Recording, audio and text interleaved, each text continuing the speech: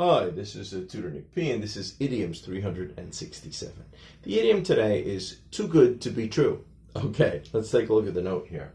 If someone says that something is too good to be true, it means that it is so good that it seems unbelievable or makes one skeptical. Sometimes we also hear it used as a modern-day proverb.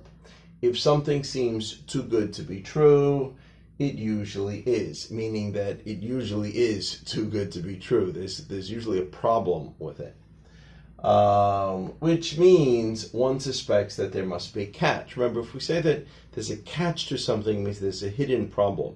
So it seems too good to be true. There must be some hidden problem that's not obvious.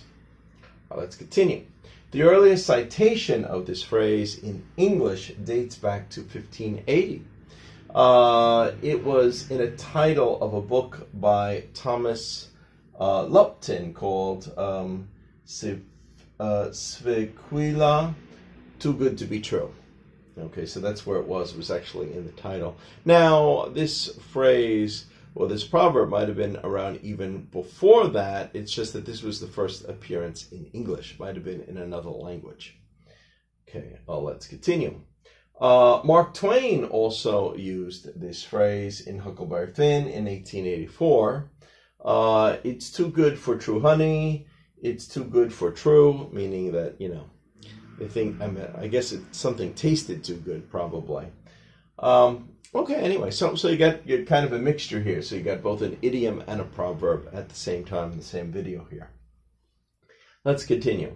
And we got 3 examples to show how to use this.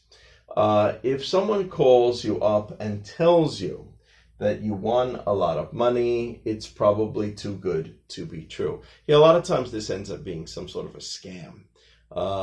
Maybe they said that you got to send some money first for some reason. I know in Asia there was one where they said you need to pay the tax first and then they'll send you the rest of the money. And of course, it was a scam. So it really was too good to be true. And the second one here, I couldn't believe the price they quoted. It seemed way too low. It seemed too good to be true. It turned out to be a typo. So it really was too good to be true because they just made a mistake in the number they wrote there. It ended up being a typo. Somebody typed the price wrong. All right, number 3 here. When Detroit declared bankruptcy years ago, and they said buildings were selling for just $1, it turned out to be too good to be true. Now, they were selling some for $1, but when you bought it, when you paid for that $1, you also had to accept all the debt that was owed on that building. So it really wasn't just $1.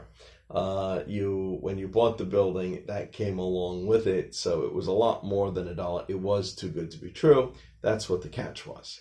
Okay, anyway, hope you got it. I hope it's clear. I hope it was food for thought. Thank you for your time. Bye-bye.